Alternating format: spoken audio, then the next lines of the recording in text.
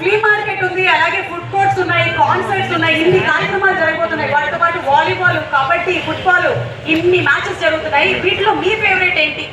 Obviously food courts ఉన్నాయి కదండి. అదే కదా, అదే స్పిరిట్ తో ఉండాలి. అవును.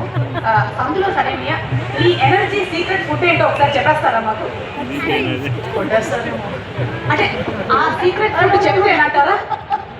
ఆబ్వియస్లీ అందరికీ ఎమోషన్ చిన్న చికెన్ ఉంటుందండి. అంతే కదా, ఇప్పుడే నేను తినేసి వచ్చాను అంతే. ఓకే.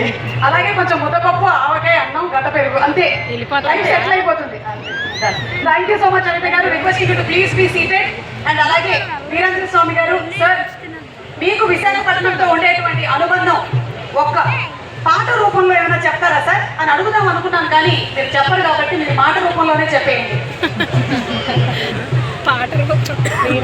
కందుల దుర్గేష్ గారు అయితే చెప్పేస్తారు, ఎందుకంటే సినిమాటోగ్రఫీ మినిస్టర్. సినిమాటోగ్రఫీ చక్కని తెలుగు కమాండ్ ఉన్న వ్యక్తి. నేను ఇక్కడ విశాఖపట్నంలో ఎంబీబీఎస్ చదువుకున్నాను. దట్స్ వై విశాఖపట్నంతో నాకు మంచి అనుబంధం ఉంది. ఇప్పుడు అందుకని చెప్పినటువంటి ఏవైతే స్పాట్స్ ఉన్నాయో అవన్నీ కూడా మంచి ప్రజల్ని ఇక్కడ ఆస్వాదింపజేసేదానికి, పర్యాటకులు ప్రోత్సహించడానికి ఉన్నటువంటివి. ఈ ప్రాంతంలో నేను చదువుకొని ఇక్కడ ఇన్ఛార్జ్ ఇక్కడ ఈరోజు